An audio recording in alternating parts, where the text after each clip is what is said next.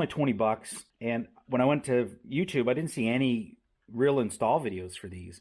Or any reviews saying, hey, you know, they're decent. Now, maybe the reason for that is they're totally crappy and everybody ditched them, or they didn't want to make a video because they never worked right from the beginning. But, I mean, we're pretty handy with a soldering iron. If we have to go through and, like, re-solder some of this stuff to try to get the elements to work, you know, or put some beefy wire on it or replace the switch at some point, I'm willing to do some messing around for the channel. Red wire is positive, black wire negative. Okay, do you see a black wire on here anywhere?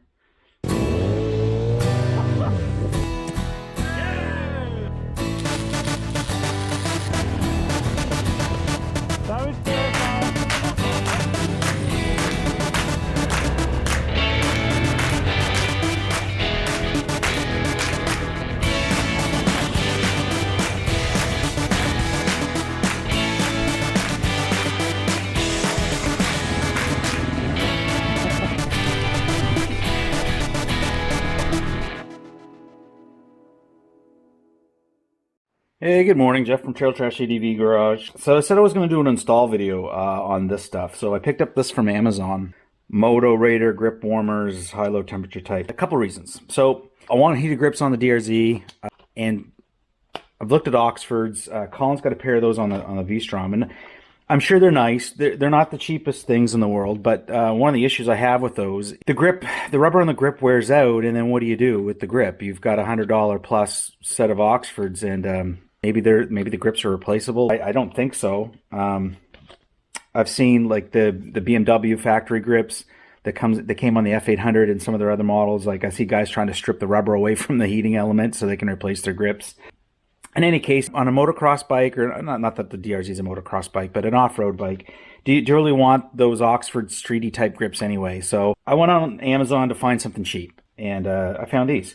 So I know Rocky Mountain ATV, I think, carries a Tusk brand that's more expensive, but they look just like this. You know, probably they're either made in the same factory and Tusk is just charging more for them, or they are really better than these cheap Amazon ones. And I assume that the difference is the thickness in the elements, the thickness in the quality of the wire, the quality of the switch or whatever. I mean, these do look a little chintzy and flimsy, but they're 20 bucks. So there's another kind I've seen on the internet a little bit, and they basically, it's a heating element in a neoprene sleeve that you Velcro attach temporarily to the outside of your grip, and they just have a plug-in at the handlebar on both sides. And I assume that's just you throw them on for cold weather, and then you take them off during the warm weather, and you've got your regular grip back. And those are actually kind of appealing too, but I thought I would try these because the Amazon reviews are terrible for them. And there's like probably a dozen different manufacturers of these on there, and the reviews are all terrible. And that's one of the biggest complaints people had on Amazon was, oh, they don't get hot enough, or other people said they were too hot. So that's what I don't get. Like, either the quality control is so terrible in these, which is, you know, obviously possible, but you'll read these Amazon reviews and it's everything from, oh, they're great, to, oh, they were terrible, or I couldn't get them, I couldn't get the grips over them, or they're too warm, or they're not warm enough. Like, it's like, whew. So I'll take over the DRZ. Actually, what I'm going to do is I'm going to get the DRZ stripped down. Once I've got grips removed and get them prepped, I'll bring you guys back for the actual install of this. And then we'll just see, hey, does this crap work? I'm just going to use my old grips. I'm going to try to get them off without damaging. I would like to get new grips. I think those are Scott Waffles, and they're okay. I'd like to go to maybe a Pro Taper, a pillow grip, or something like that. I think I've had on the XT before. Anyway, rambling, bring you back. All right, so already we got a problem. It's glued to the throttle tube. It is glued good too. Like, I don't know. I'm gonna have to cut it off, but then can I get it separated from the throttle tube? What a lot of people would do, and what I would do if this was possible, would be just to put an aftermarket throttle tube in here that doesn't have a grip glued to it. So I got the other grip off, and it is a Scott Waffle grip, but this is not. This looks like, I don't know. I can't imagine that's the original grip. Like, why would they? Maybe they just ripped the other grip, and that is the original Suzuki grip. Anyway, I rescued this from something. Anyway, I just had an odd grip, and it's actually the throttle side. So if I got to cut that off, I'll be able to put this back on. There'll probably be some swearing, and this is a PG channel, so I'll bring you back when I get this cut off. Well, that escalated quickly. Don't put screwdrivers through your hand. It hurts a lot. And I decided to turn on the time lapse, and guess what happened? I don't know if the time lapse caught it or not, but yo, flat blade screwdriver. So this is bonded really, really well. Maybe I'll get at this another time, but there it goes. So in the stash of DR650 parts that we use for Pete's bike, some poor sap has already done this. This is a Suzuki throttle tube. It is exactly like the throttle tube on the DRZ, except somebody went through the bother of scraping all that grip off. So it's a little rough. I'm gonna clean it up a little bit, smooth it up a little bit with some sandpaper. So clean it up, lube it up, lube this part up, clean this part up, and then we'll get on with the heating wrap install. So I'll bring you back when I get this tube all cleaned up. All right, took a break from the throttle and the actual thing. We're going to find a powered source here. So I got the cowl off here. There's power on this gray line too. Okay. And there's power. Is there power on the brown line? Yes. So we got power coming out to all those. The red's powered all the time. Bang. And the rest of these are only powered when the key is on. So we'll go look at the wiregram and decide which one we're going to tap into, but we're going to tap into it right at the switch level. All right, after consulting the wiring diagram, it looks like I'm going to choose the orange. That's the main feed to everything. So there's a set of these tools, and that's going to help me get this out. One of these two should do it. All right, so this goes in the end right here. Okay, boom. And you should be able to pull this out.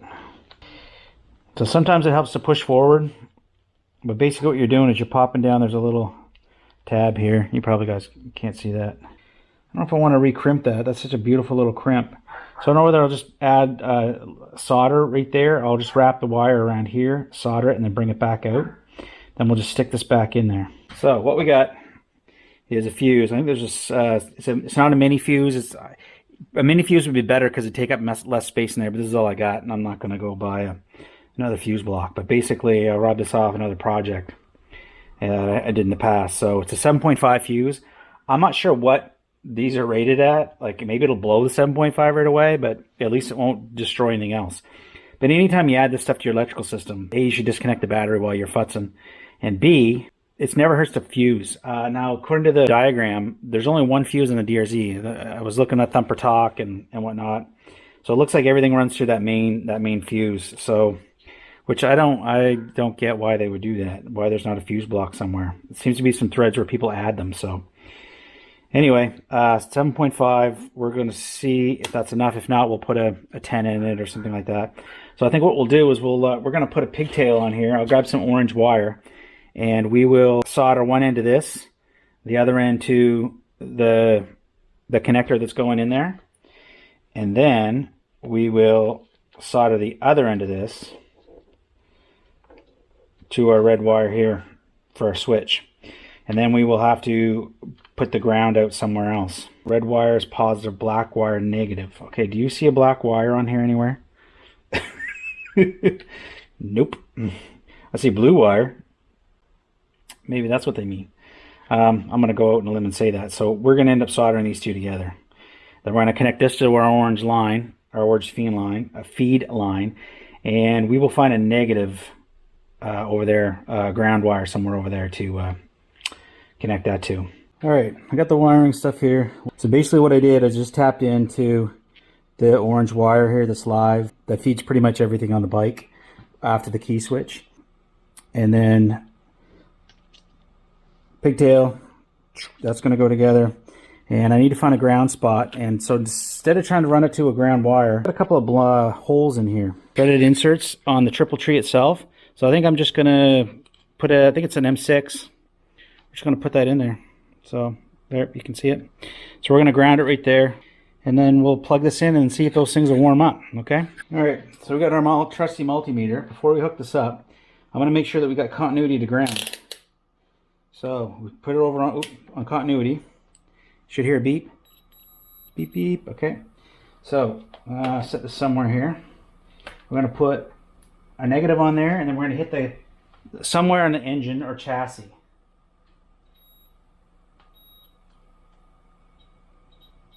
I'd say even the carb, anything is hitting it. So I think we got a good ground there. So we're going to turn her on. Okay, we're on. I can feel them heating up already. I don't know what kind of power that's drawing. Didn't blow our fuse. So with me holding everything, I can't really see, you know, what we got for power draw. I'll put the multimeter over in the battery, and we'll double check that at some point. So what are we gonna do with this switch? I'm definitely gonna have to come up with a 3D printed cover for this. I don't like this at all. Not happy with the switch. The switch got a little warm too, I think. Cheap Chinese junk. I'm practically tearing the thing apart here to get these things installed. So first step, I guess, is to put on our insulating tape, stretching it as best I can just to kind of keep it as thin as possible. Now I think I got that run where I want it. Now it says peel off the sticky back.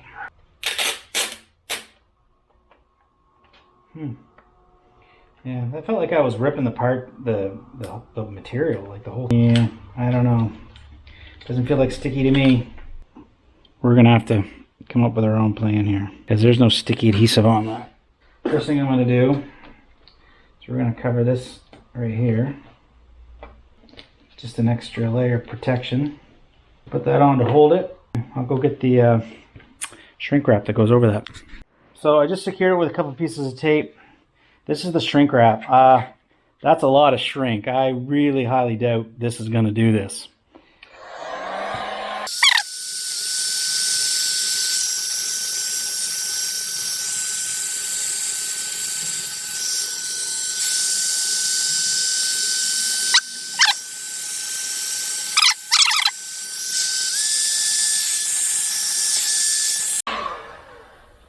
Yeah, it's not as tight as I want. Yeah, I don't know. I don't know if we'll see if the grip's going to go up over that. And then we'll plug it in and try it again. We've got the grip on. I got this grip on. Just kind of testing to see how that grip looks. If it's going to go on there. We'll give it some compressed air. I haven't plugged it in and tried it yet. So that's the next thing, is I'm going to plug this in and try it. I wanted to do that on camera. Okay, we got a ground. We got a thing. So where's our switch? All right, so key on. We got headlights, and get it on 2. We'll give it a second to warm up. While that's going, yeah, we're down to 11:58. That's not too bad, actually. Got the headlight going too, so they're definitely getting warm. Definitely getting warm. This one gets much warmer than this one, and I suspect it's because the bar is stealing some of that heat. So I think I'll just button up the insulation, wrap up the stuff. I'm still not sure where I'm going to stick that yet. Yeah, maybe right here or on the other side maybe. I'll put the switch in over here. So we've got it hooked up. We got it working. And that one gets hot. This one gets lukewarm. But I didn't run the engine, so we'll see if we can get some bolts through it, and we'll see how it does over the long term. I think I'll cut the video here, but then we'll do an update video, long-term review afterwards. Anyway, I'm waffling here. So for Jeff, Trail Trash ADV, cheap Amazon grip warmer install. Well, and we'll catch you on the next video.